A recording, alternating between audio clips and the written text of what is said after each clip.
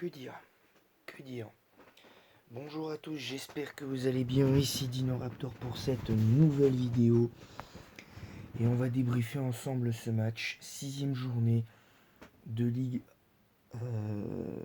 A, de Ligue des Nations. Défaite 2-0 de l'équipe de France. C'est parti. Alors avant tout, je tiens à dire que si je baille, c'est fait exprès, c'est voulu parce que je me suis fait chier hier soir. Voilà. Je vais pas dire plus. Je me suis fait chier. Je me suis fait chier parce que l'équipe n'était pas au niveau. Euh, les 15-20 premières minutes étaient bonnes côté français, mais après ça a complètement disparu. On a perdu notre solidarité, notre état d'esprit. Tout ce qu'on avait mis face à l'Autriche, visiblement, on l'a pas eu hier soir.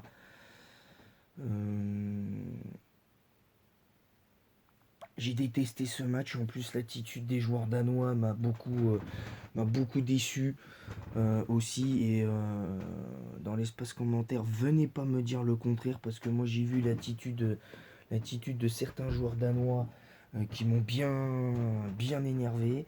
En plus, ils ont fait souvent beaucoup de fautes qui n'ont pas été sifflées. Je trouve que je trouve que c'est du Je trouve que ce match était du grand n'importe quoi.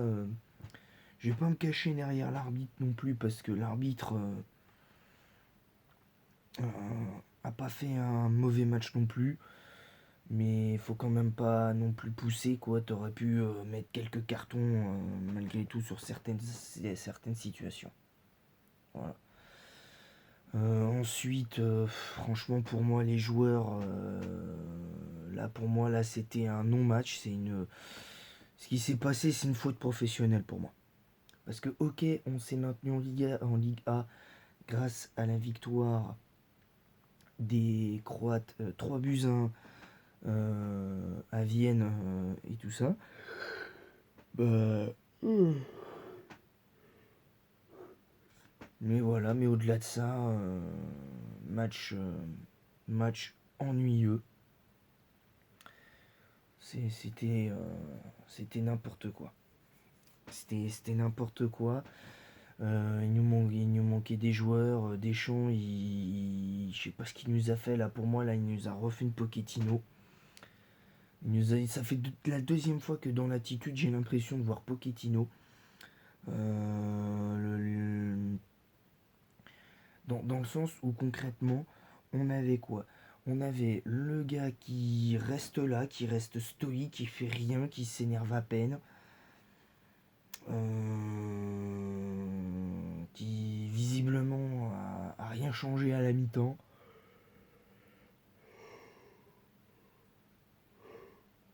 Même si techniquement j'ai trouvé la deuxième mi-temps de l'équipe de France bien meilleure. Mais c'est pas pour autant que je suis rassuré pour pour, euh, pour la Coupe du Monde. Et honnêtement, d'habitude je ne souhaite pas ça. Mais là j'ai envie que l'équipe de France à la Coupe du Monde au Qatar se fasse sortir dès le premier tour et qu'on ait un nouveau coach. Parce que ce n'est plus possible. Ce n'est plus possible. On a une équipe de dieux vivants avec des joueurs qui sont quasiment les meilleurs à leur poste. Et visiblement, aucun n'assume ses responsabilités. Didier Deschamps n'assume pas. Griezmann, je l'ai vu en zone mixte, il n'assume pas du tout. Aucun joueur de l'équipe de France n'a assumé ses responsabilités à part Chouamini euh, qui a qui a qui a dit que c'était et ah si Griezmann si Griezmann je rigole non je rigole pas mais Griezmann et Chouamini ont été les seuls à assumer leurs responsabilités. Mbappé n'a pas assumé, visiblement, il n'a pas parlé à la presse, alors que là, pour moi, c'était l'occasion de le faire. Ils auraient dû tous parler au micro des journaux, de certains journalistes. Mais là, c'est une honte. Voilà, je suis désolé, c'est clairement une honte. C'est une faute. Je vous le dis. Dites-le moi dans l'espace commentaire ce que vous en pensez, mais pour moi, ce que j'ai vu hier soir, c'est une faute professionnelle. Voilà. Pour moi, c'est une faute professionnelle pour la simple et bonne raison que moi, je regrette quand tu es champion du monde, que tu t'appelles l'équipe de France et que tu te fais manger comme une entrecôte. Tu te fais manger comme une entrecôte face à une équipe qui, je suis désolé, malgré tout, est inférieure à l'équipe de France et qui en plus hier, je suis désolé, mais n'a pas proposé grand chose hier. J'ai pas vu un grand Danemark hier. Parce que ok, la première mi-temps ils ont marqué, mais hormis les deux buts, hein, ceux qui sont dans l'espace commentaire là, les fans de foot là, les soi-disant vrais fans de foot, dites-moi une seule fois si vous avez vu de belles choses du Danemark hier. Parce que à part dominer pour rien et à faire tourner la baballe et à jouer à 5 derrière et tout ça et tout, parce qu'ils ont pratiquement joué à 5 derrière pendant une petite partie pendant une petite partie du match, on va dire 15 minutes sur les phases défensives. Bah, je suis désolé, mais là il y a un problème. Il y a un problème. Il est où cet esprit, cet état d'esprit qu'on avait là depuis la Coupe du Monde là? Il est où cet état d'esprit? On l'a perdu? Non mais sérieusement là, les vrais fans de foot là qui seront là.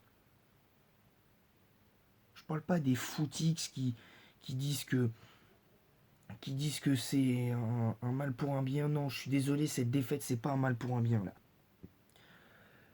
À moins que vraiment à la Coupe du Monde, même si on retrouve tous nos joueurs, Kipembe, Benzema, tout ça, qu'on retrouve la plupart des blessés, qu'on ait au moins des joueurs qui soient valides et qui fassent le taf. Mais là aujourd'hui, non. Pour moi, je suis désolé, ce match était une faute professionnelle. C'est une faute professionnelle des joueurs, même si tous n'ont pas été mauvais malgré tout. Mais pour moi, je suis désolé, il y en a, ils ont été en dessous, mais clairement en dessous. Euh, Déjà, on va commencer par Alphonse Areola. Alphonse Areola a fait, malgré tout pour moi, un bon match parce que sur le premier but, il fait un déplacement bizarre, mais pour moi, il est en aucun cas responsable. Enfin, si sur le premier but, il est un peu responsable parce que son déplacement bizarre, c'est n'importe quoi.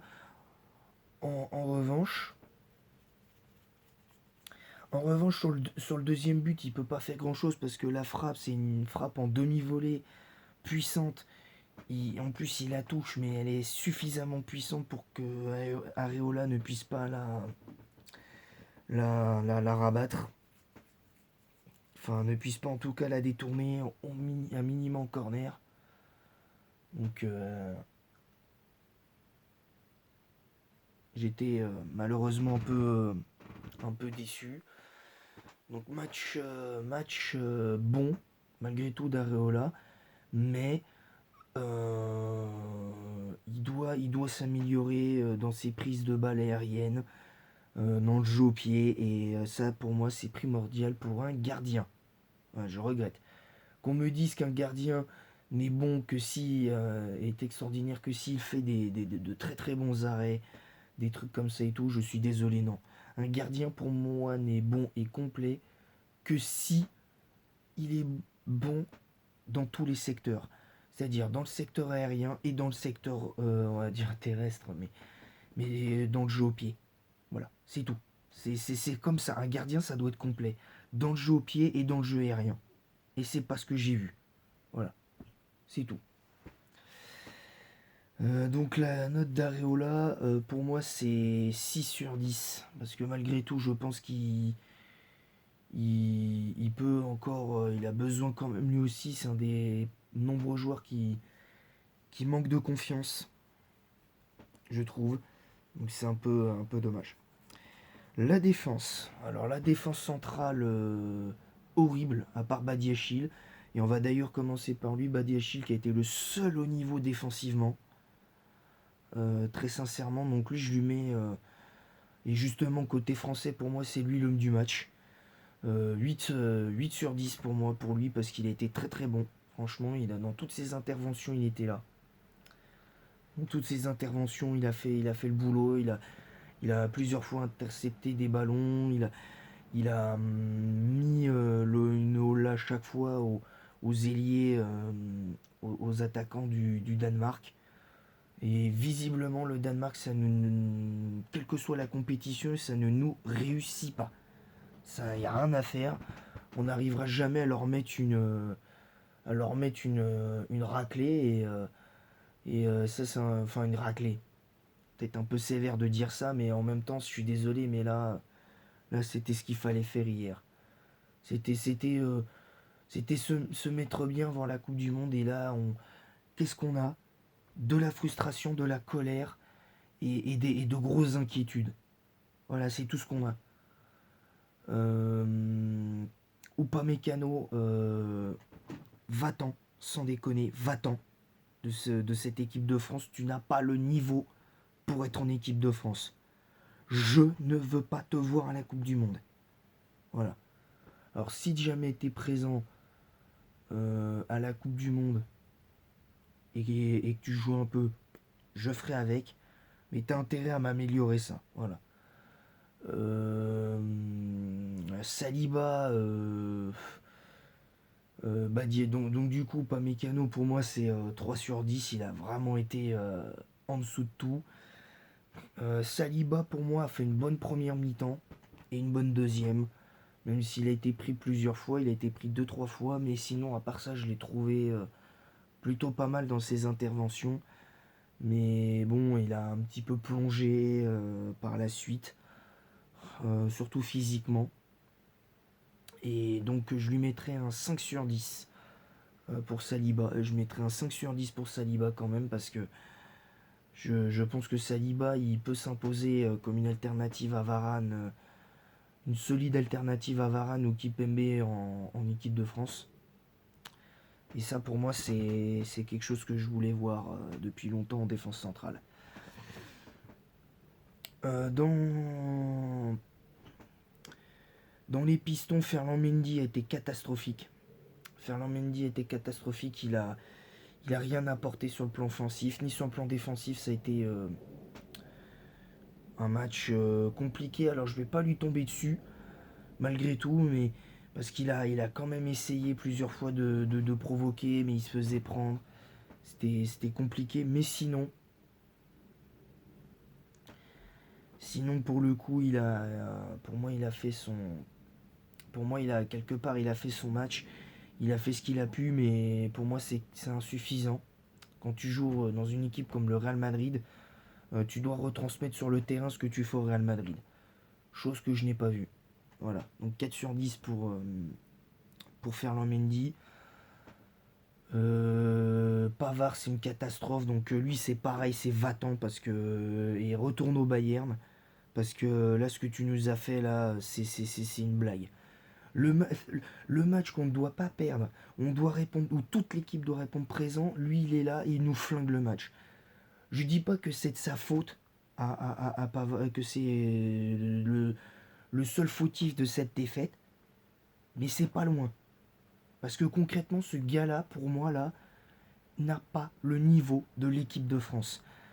Et c'est dommage parce que ce qu'il faisait avec le Bayern, il commençait petit à petit à le retransmettre à bien le transmettre en équipe de France. Et là, boum. Et là, boum. C'était match horrible. Donc lui, c'est pareil, c'est comme Badiachil, c'est 3 sur 10.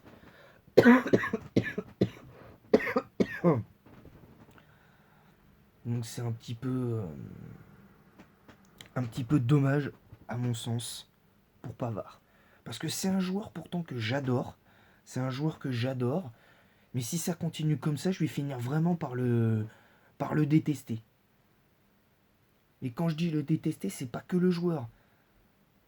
C'est l'être humain lui-même.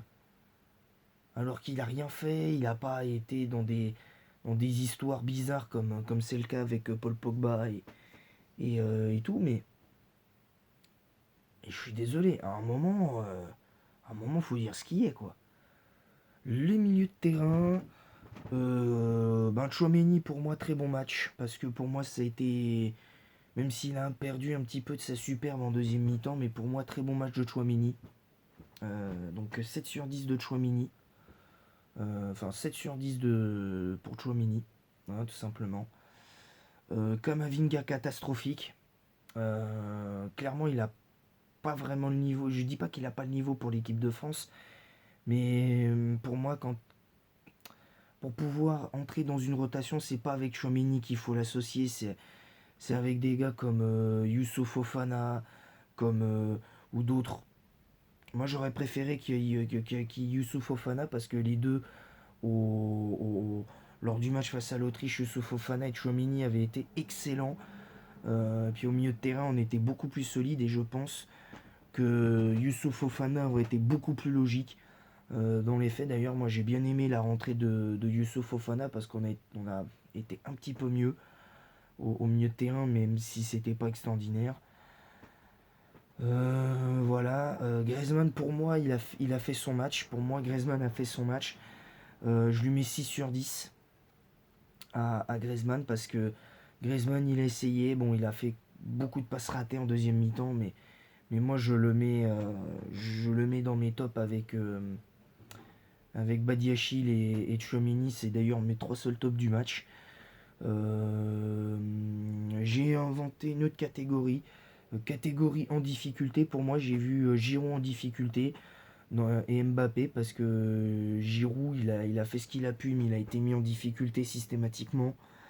Donc 4 sur 10 pour Giroud et pour Mbappé parce ils auraient pu ils ont essayé de faire des choses de haut but mais ils n'ont pas eu le rôle qu'ils avaient habituellement et voilà donc mais bon voilà c'est comme ça c'est le football en espérant vraiment que ce soit un mal pour un bien mais moi je dois avouer que c'est très inquiétant pour la Coupe du Monde. Je dois avouer que je dis pas que j'ai été confiant après le match contre l'Autriche, mais il y avait un motif d'espoir. Il y avait un motif d'espoir. Mais là, ces motifs d'espoir, je ne l'ai plus. Voilà, j'ai perdu ce motif d'espoir. Voilà, concrètement, j'ai perdu ce motif d'espoir. Et j'espère concrètement que ça va pas continuer d'ici là. Donc j'espère qu'on aura une équipe de France à la Coupe du Monde qui va montrer qui va montrer ses muscles et qui va montrer que cette équipe de France qu'on a vue là du mois de juin et du mois de septembre, c'est pas celle qu'il y aura au mois de novembre et tout ça. Je veux qu'on montre aux yeux du monde qu'on ait encore l'équipe qui mérite son titre. Voilà, c'est tout. Sur ce, je vous laisse. J'espère que cette vidéo vous aura plu et en attendant, je vous referai. Du coup, aujourd'hui, il n'y aura pas Pokémon Crystal pour la parenthèse Pokémon. Là, je vais préparer la vidéo supplémentaire, le prochain top de Pokémon, de meilleurs Pokémon en stratégie selon mon vécu par type. Évidemment, comment dire, je vous, je vous fais ça. Donc là, la dernière fois, j'ai fait le type insecte et le type glace. Donc là, je vais vous faire je vais vous faire donc le type spectre. Et, sinon, voilà. Sur ce, je vous laisse et en attendant la prochaine, je vous dis à bientôt et allez les bleus.